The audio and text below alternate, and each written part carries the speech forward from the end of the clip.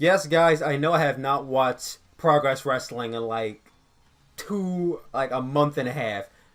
Don't be nice in the comments because I know I'm backed up. I'm going to have to binge both episodes because both episodes together is like 6.5 hours. I don't have 6.5 hours to watch Progress now.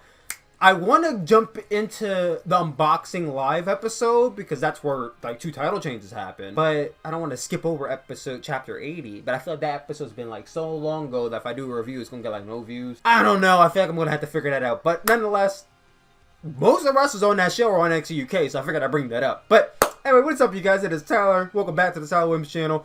And yes, I know, not a meme. Not a meme today. No memes in this. Not in this video, at least. No memes in this video. This is a serious video. We're going to be talking about NXT UK, which is coming up tomorrow. Sadly, your boy has to work tomorrow. I put in a request, and then they never got back to me. So, for any of you wondering, I will not be watching the show tomorrow. I will be getting a review up the next morning, basically. Sunday morning is when I'll be getting the review up. NXT UK Takeover is the big event for the NXT UK brand, one of which I only watched 2 episodes of, and that's kind of it. I really just watch Progress Wrestling. That's really NXT UK in a nutshell. We got 5 big matches here I'm going to do my predictions for. There are going to be some spicy matches. Let's get into it. So the first match we're seeing is a singles match between Travis Banks and Jordan Devlin. I could go all day about how talented Jordan Devlin is. Travis Banks is very talented as well. It's going to be a really, really good match. I won't be surprised if you guys steal the show.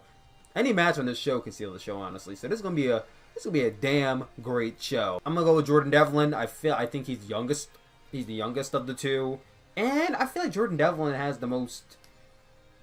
I feel like Jordan Devlin is a little bit more marketable. I feel like you could probably build around this guy in the future. I feel like Jordan Devlin is the future of UK wrestling. So I'm going to go with Jordan Devlin. Next up, we have Dave Mastiff versus Eddie Dennis in a no disqualification match. I don't know what it is. I just have never really been that big of a fan of Eddie Dennis. Everyone I talk to watches NXT UK or some alteration British wrestling.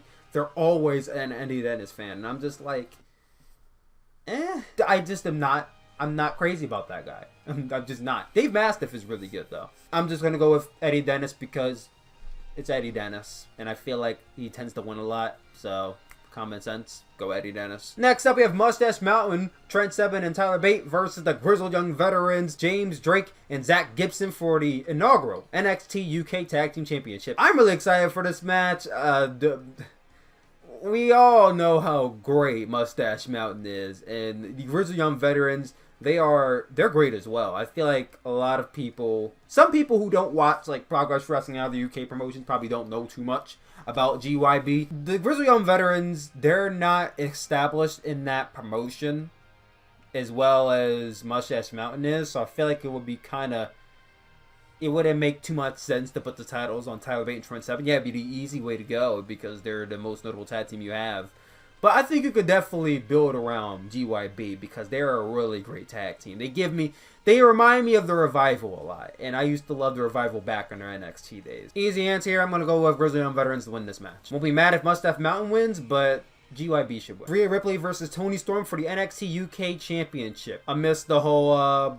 nudes leak thing going on with Toni Storm. I hope she's doing well. I mean, she has really no choice but to suck it up because she's going to be wrestling tomorrow. And I don't want to say it like that, but you guys know what I mean. Rhea Ripley has really evolved from the first time I saw her in the 2017 Man Classic to now. She is just mind-boggling just how better she got in the ring. How she just managed to find her character and make it work for her.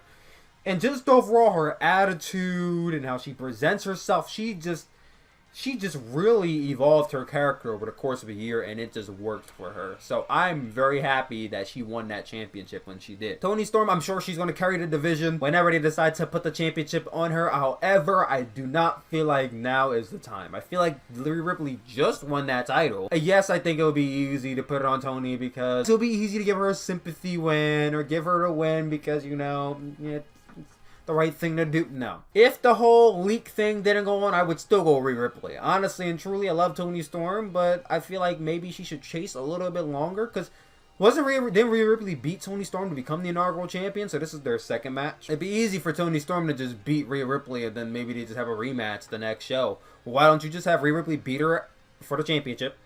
Toni Storm gets that championship match. She beats her again. And then you have to tell the story of Toni Storm coming back, having to go through these women and try to channel whatever she can. Like, Rhea Ripley is basically the final boss of the women's division. Channel that. Make it like that. Like, Rhea Ripley is the badass. She's the big girl you gotta beat. I didn't want to say big dog, I'm sorry. But she's the one to beat. I feel like Toni being the one chasing after the title would be better than Toni with the title and then people chasing after her. I don't know. I just like the thought of the heel being the champion and then the babyface chasing and winning it. I feel like it would be way too soon for Toni to win it right now. Like, maybe a UK takeover over WrestleMania weekend would be best time. Maybe somewhere down the line. You can get some more matches out of Toni without her being the champion. So, I'm going to go with Rhea Ripley. And in the main event, we have Pete Dunne versus Joe Coffey for the NXT UK Championship. Pete Dunne has been NXT UK champion for 600 days, and it is time for him to lose that championship. I love Pete Dunne to death. You guys know my opinion. I did a video on that last year about it. I want Pete Dunne to lose that title, like, really badly. Like, don't get me wrong, he puts on some great matches, but it's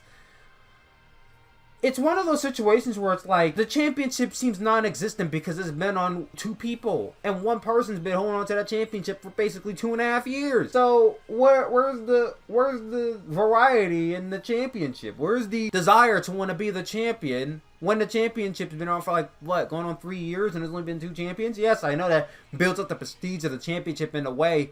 But I don't know. I just am ready for him to drop it. I didn't feel this way when Okada was a champion for 720 days, but when Pete Dunne, it's like, okay, move on. Like Joe Coffey, I have not seen too many Joe Coffey matches. He's a really good wrestler, but I feel like Pete Dunne retains here, and only because my prediction is that Walter makes his NXT UK debut, comes out, beats the shit out of Pete Dunne, sets up the next NXT UK show. If you want to do the championship on a regular UK show, that's fine. But Walter takes the title of Pete Dunne. I don't know. I don't care who it is. I'm just waiting for him to lose it. That's just how I feel. And you could dislike the video, say whatever you want.